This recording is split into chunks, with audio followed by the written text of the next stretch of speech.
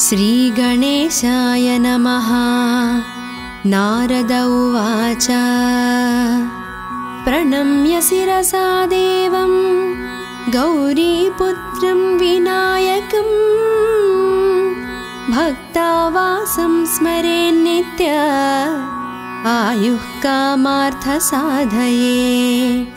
प्रथमं वक्रतुण्डं च एकदन्तं द्वितीयकं तृतीयं कृष्णपिङ्गाक्षं गजवक्त्रं चतुर्धकं लम्बोदरं पञ्चमं च षष्ठं विकटमेव च सप्तमं विघ्नराजेन्द्रं च धूम्रवर्णं तथाष्टमं नवमं भालचन्द्रं च दशमं तु विनायकम् एकदंसं गणपतिं द्वादशं तु गजाननं द्वादशैतानि नामानि त्रिसन्ध्यं यः पठेन्नरः न च विघ्नभयं तस्य सर्वसिद्धिकरं प्रभो।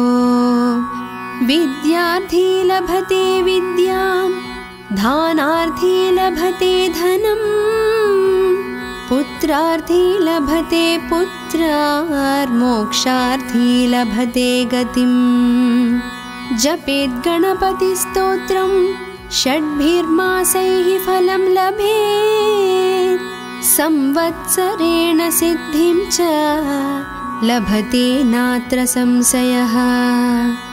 अष्टभ्यो ब्राह्मणेभ्यश्च लिखित्वा यः समर्पयेत् तस्य विद्या भवेत् सर्वा गणेशस्य प्रसादतः।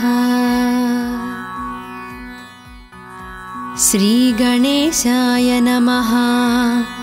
नारद उवाच प्रणम्य शिरसा देवं गौरीपुत्रं विनायकं भक्तावासं स्मरेन्नित्य आयुः कामार्थसाधये।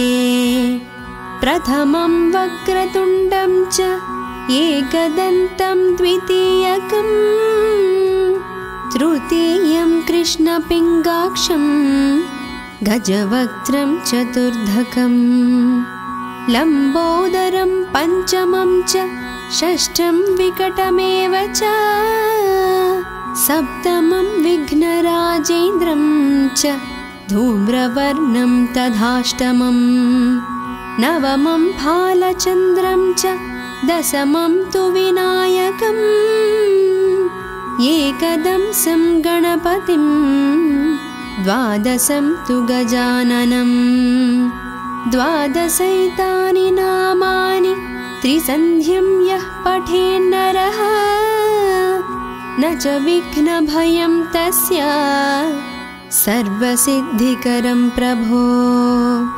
विद्यार्थी लभते विद्यां धानार्थी लभते धनं पुत्रार्थी लभते पुत्रार्मोक्षार्थी लभते गतिं। जपेत् गणपतिस्तोत्रं षड्भिर्मासैः फलं लभेत् संवत्सरेण सिद्धिं च लभते नात्र संशयः। अष्टभ्यो ब्राह्मणेभ्यश्च लिखित्वा यः समर्पयेत् तस्य विद्या भवेत् सर्वा गणेशस्य प्रसादतः। श्रीगणेशाय नमः। नारद उवाच प्रणम्य शिरसा देवं गौरीपुत्रं विनायकं भक्तावासं स्मरेन्नित्य आयुः कामार्थसाधये।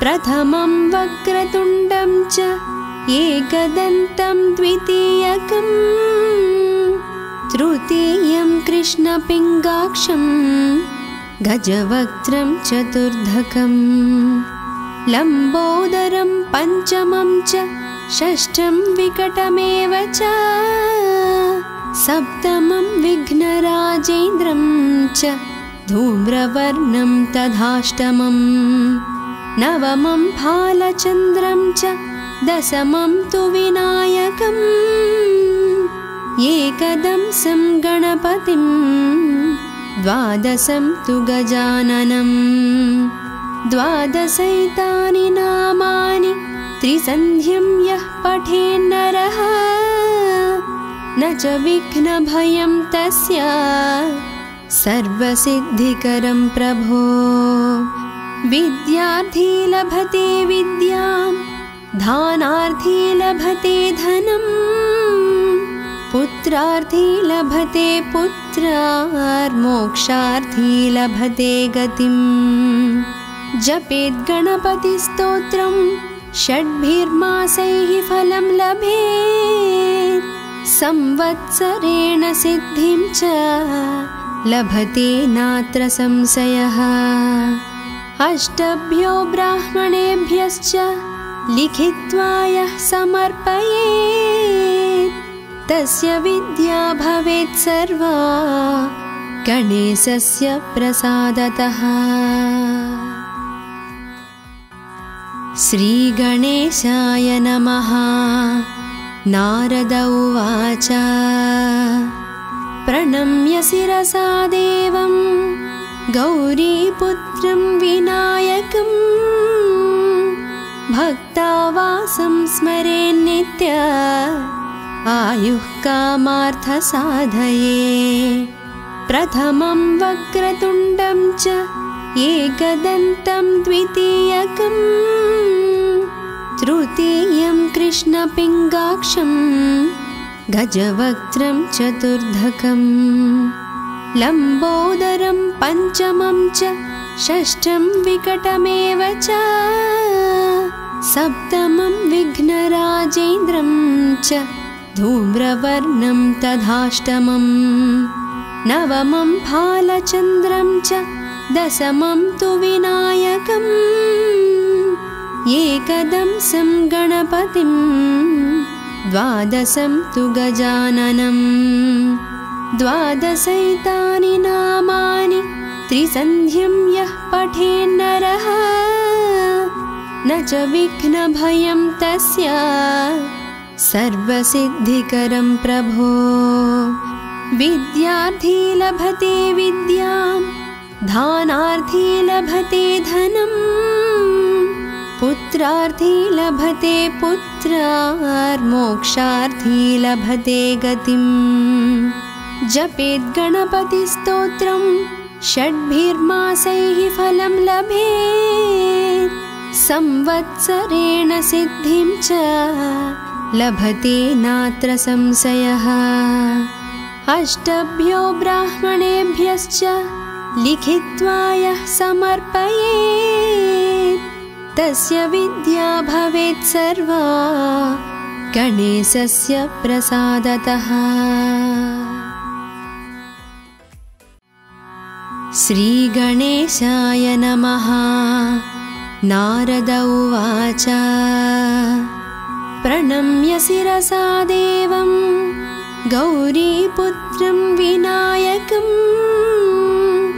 भक्तावासं स्मरेन्नित्य आयुः कामार्थसाधये प्रथमं वक्रतुण्डं च एकदन्तं द्वितीयकं तृतीयं कृष्णपिङ्गाक्षं गजवक्त्रं चतुर्धकं लम्बोदरं पञ्चमं च षष्ठं विकटमेव च सप्तमं विघ्नराजेन्द्रं च धूम्रवर्णं तथाष्टमं नवमं फालचन्द्रं च दशमं तु विनायकम् एकदंसं गणपतिं द्वादशं तु गजाननं द्वादशैतानि नामानि त्रिसन्ध्यं यः पठेन्नरः न च विघ्नभयं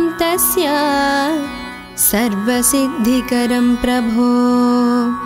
विद्यार्थी लभते विद्यां, दानार्थी लभते धनं, पुत्रार्थी लभते पुत्रार्, मोक्षार्थी लभते गतिम्। जपेत् गणपतिस्तोत्रं षड्भिर्मासैः फलं लभेत्, संवत्सरेण सिद्धिं च लभते नात्र संशयः। अष्टभ्यो ब्राह्मणेभ्यश्च लिखित्वा यः समर्पयेत्, तस्य विद्या भवेत् सर्वा गणेशस्य प्रसादतः। श्रीगणेशाय नमः। नारद उवाच प्रणम्य शिरसा देवं गौरीपुत्रं विनायकं, भक्तावासं स्मरेन्नित्य आयुः कामार्थसाधये।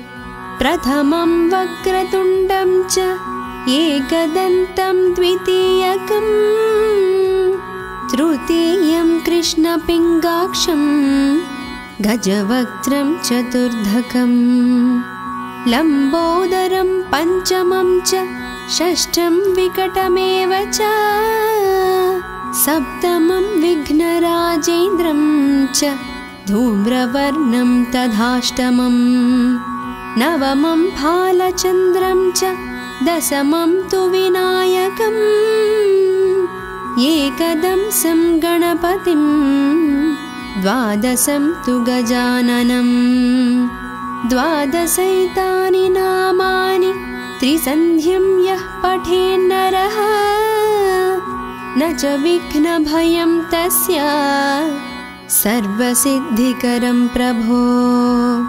विद्यार्थी लभते विद्यां, दानार्थी लभते धनं, पुत्रार्थी लभते पुत्रार्, मोक्षार्थी लभते गतिम्। जपेत् गणपतिस्तोत्रं षड्भिर्मासैः फलं लभेत्, संवत्सरेण सिद्धिं च लभते नात्र संशयः। अष्टभ्यो ब्राह्मणेभ्यश्च लिखित्वा यः समर्पयेत्, तस्य विद्या भवेत् सर्वा गणेशस्य प्रसादतः।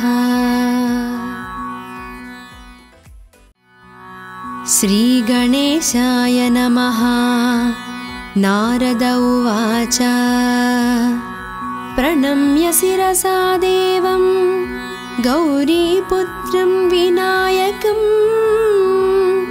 भक्तावासं स्मरेन्नित्य आयुः कामार्थसाधये।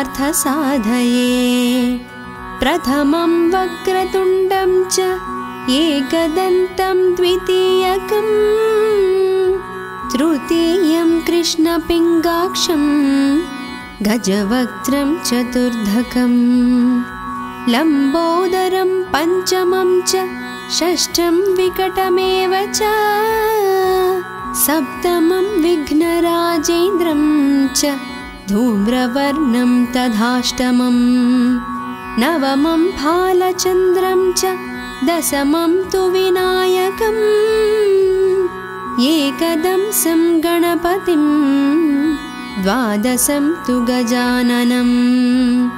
द्वादशैतानि नामानि त्रिसन्ध्यं यः पठेन्नरः, न च विघ्नभयं तस्य सर्वसिद्धिकरं प्रभो। विद्यार्थी लभते विद्यां, दानार्थी लभते धनं, पुत्रार्थी लभते पुत्रार्, मोक्षार्थी लभते गतिम्। जपेत् गणपतिस्तोत्रं षड्भिर्मासैः फलं लभेत्, संवत्सरेण सिद्धिं च लभते नात्र संशयः। अष्टभ्यो ब्राह्मणेभ्यश्च लिखित्वा यः समर्पयेत्, तस्य विद्या भवेत् सर्वा गणेशस्य प्रसादतः। श्रीगणेशाय नमः। नारद उवाच प्रणम्य शिरसा देवं गौरीपुत्रं विनायकं भक्तावासं स्मरेन्नित्य आयुः कामार्थसाधये। प्रथमं वक्रतुण्डं च एकदन्तं द्वितीयकं तृतीयं कृष्णपिङ्गाक्षं गजवक्त्रं चतुर्धकं लम्बोदरं पञ्चमं च षष्ठं विकटमेव च सप्तमं विघ्नराजेन्द्रं च धूम्रवर्णं तथाष्टमं नवमं भालचन्द्रं च दशमं तु विनायकम् एकदंसं गणपतिं द्वादशं तु गजाननं द्वादशैतानि नामानि त्रिसन्ध्यं यः पठेन्नरः न च विघ्नभयं तस्य सर्वसिद्धिकरं प्रभो। विद्यार्थी लभते विद्यां दानार्थी लभते धनं पुत्रार्थी लभते पुत्रार्मोक्षार्थी लभते गतिं। जपेत् गणपतिस्तोत्रं षड्भिर्मासैः फलं लभेत् संवत्सरेण सिद्धिं च लभते नात्र संशयः। अष्टभ्यो ब्राह्मणेभ्यश्च लिखित्वा यः समर्पयेत् तस्य विद्या भवेत् सर्वा गणेशस्य प्रसादतः। श्रीगणेशाय नमः। नारद उवाच प्रणम्य शिरसा देवं गौरीपुत्रं विनायकं भक्तावासं स्मरेन्नित्य आयुः कामार्थसाधये। प्रथमं वक्रतुण्डं च एकदन्तं द्वितीयकं तृतीयं कृष्णपिङ्गाक्षं गजवक्त्रं चतुर्धकं लम्बोदरं पञ्चमं च षष्ठं विकटमेव च सप्तमं विघ्नराजेन्द्रं च धूम्रवर्णं तथाष्टमं नवमं भालचन्द्रं च दशमं तु विनायकम् एकदंसं गणपतिं द्वादशं तु गजाननं द्वादशैतानि नामानि त्रिसन्ध्यं यः पठेन्नरः न च विघ्नभयं तस्य सर्वसिद्धिकरं प्रभो। विद्यार्थी लभते विद्यां दानार्थी लभते धनं पुत्रार्थी लभते पुत्रार्मोक्षार्थी लभते गतिं।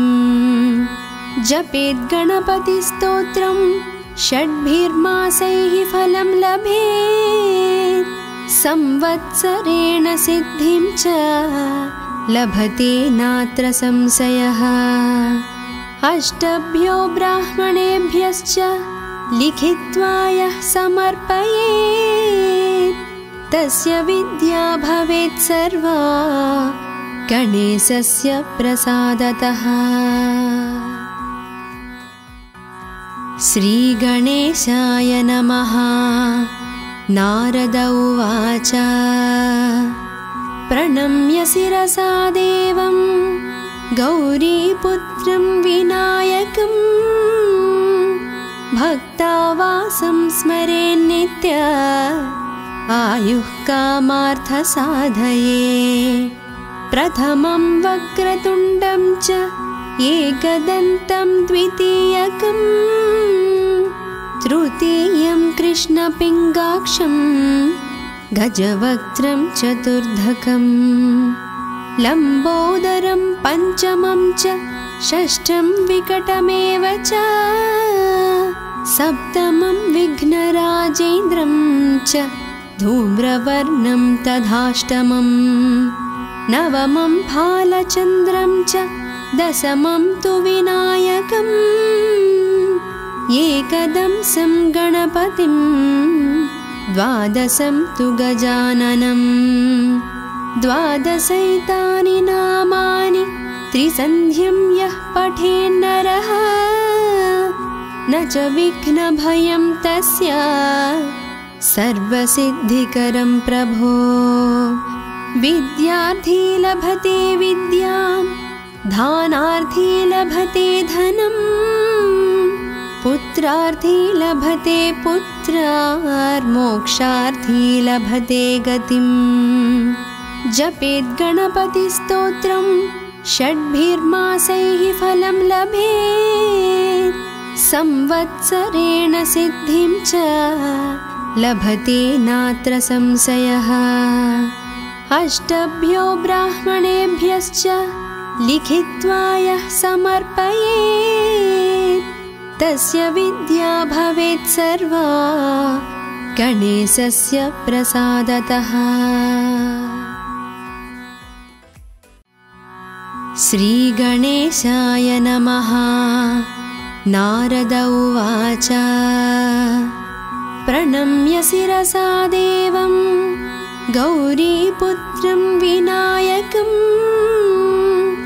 भक्तावासं स्मरेन्नित्य आयुः कामार्थसाधये प्रथमं वक्रतुण्डं च एकदन्तं द्वितीयकं तृतीयं कृष्णपिङ्गाक्षं गजवक्त्रं चतुर्धकं लम्बोदरं पञ्चमं च षष्ठं विकटमेव च सप्तमं विघ्नराजेन्द्रं च धूम्रवर्णं तथाष्टमं नवमं फालचन्द्रं च दशमं तु विनायकम् एकदंसं गणपतिं द्वादशं तु गजाननं द्वादशैतानि नामानि त्रिसन्ध्यं यः पठेन्नरः न च विघ्नभयं तस्य सर्वसिद्धिकरं प्रभो विद्यार्थी लभते विद्यां दानार्थी लभते धनं पुत्रार्थी लभते पुत्रार्मोक्षार्थी लभते गतिं जपेत् गणपतिस्तोत्रं षड्भिर्मासैः फलं लभेत् संवत्सरेण सिद्धिं च लभते नात्र संशयः अष्टभ्यो ब्राह्मणेभ्यश्च लिखित्वा यः समर्पयेत् तस्य विद्या भवेत् सर्वा गणेशस्य प्रसादतः। श्रीगणेशाय नमः। नारद उवाच प्रणम्य शिरसा देवं गौरीपुत्रं विनायकं भक्तावासं स्मरेन्नित्य आयुः कामार्थसाधये प्रथमं वक्रतुण्डं च एकदन्तं द्वितीयकं तृतीयं कृष्णपिङ्गाक्षं गजवक्त्रं चतुर्धकं लम्बोदरं पञ्चमं च षष्ठं विकटमेव च सप्तमं विघ्नराजेन्द्रं च धूम्रवर्णं तथाष्टमं नवमं फालचन्द्रं च दशमं तु विनायकम् एकदंसं गणपतिं द्वादशं तु गजाननं द्वादशैतानि नामानि त्रिसन्ध्यं यः पठेन्नरः न च विघ्नभयं तस्य सर्वसिद्धिकरं प्रभो। विद्यार्थी लभते विद्यां दानार्थी लभते धनं पुत्रार्थी लभते पुत्रार्मोक्षार्थी लभते गतिम्। जपेत् गणपतिस्तोत्रं षड्भिर्मासैः फलं लभेत् संवत्सरेण सिद्धिं च लभते नात्र संशयः। अष्टभ्यो ब्राह्मणेभ्यश्च लिखित्वा यः समर्पयेत् तस्य विद्या भवेत् सर्वा गणेशस्य प्रसादतः। श्रीगणेशाय नमः।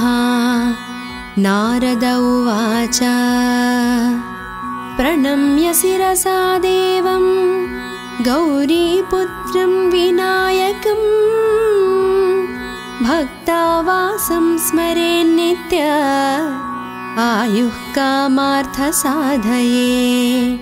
प्रथमं वक्रतुण्डं च एकदन्तं द्वितीयकं तृतीयं कृष्णपिङ्गाक्षं गजवक्त्रं चतुर्धकं लम्बोदरं पञ्चमं च षष्ठं विकटमेव च सप्तमं विघ्नराजेन्द्रं च धूम्रवर्णं तथाष्टमं नवमं भालचन्द्रं च दशमं तु विनायकम् एकदंसं गणपतिं द्वादशं तु गजाननं द्वादशैतानि नामानि त्रिसन्ध्यं यः पठेन्नरः न च विघ्नभयं तस्य सर्वसिद्धिकरं प्रभो।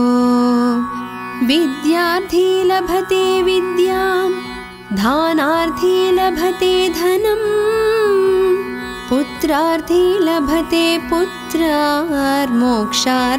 लभते गतिम्। जपेत् गणपतिस्तोत्रं षड्भिर्मासैः फलं लभेत् संवत्सरेण सिद्धिं च लभते नात्र संशयः। अष्टभ्यो ब्राह्मणेभ्यश्च लिखित्वा यः समर्पयेत् तस्य विद्या भवेत् सर्वा गणेशस्य प्रसादतः। श्रीगणेशाय नमः। नारद उवाच प्रणम्य शिरसा देवं गौरीपुत्रं विनायकं भक्तावासं स्मरेन्नित्य आयुः कामार्थसाधये।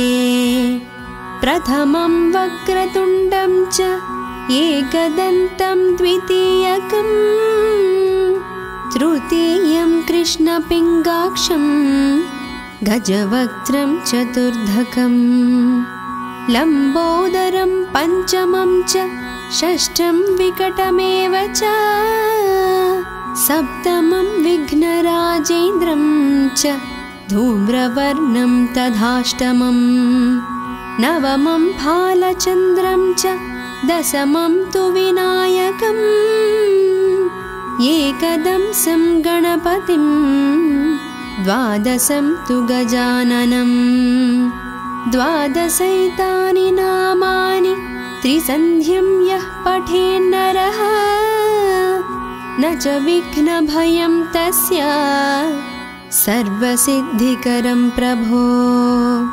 विद्यार्थी लभते विद्यां दानार्थी लभते धनं पुत्रार्थी लभते पुत्रार्मोक्षार्थी लभते गतिम्। जपेत् गणपतिस्तोत्रं षड्भिर्मासैः फलं लभेत् संवत्सरेण सिद्धिं च लभते नात्र संशयः। अष्टभ्यो ब्राह्मणेभ्यश्च लिखित्वा यः समर्पयेत्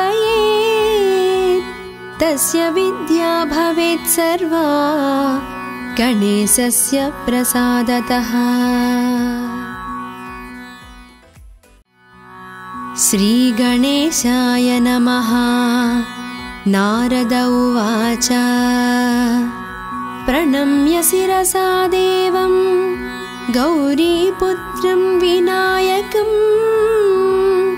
भक्तावासं स्मरेन्नित्य आयुः कामार्थसाधये।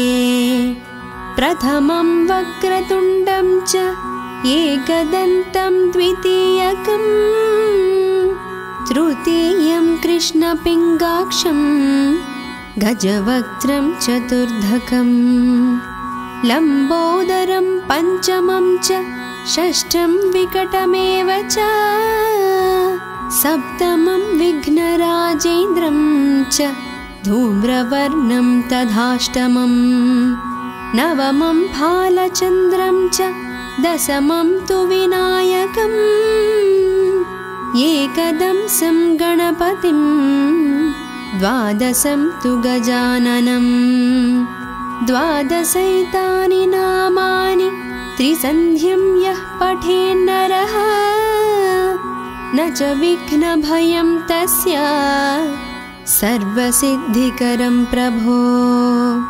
विद्यार्थी लभते विद्यां दानार्थी लभते धनं पुत्रार्थी लभते पुत्रार्मोक्षार्थी लभते गतिं।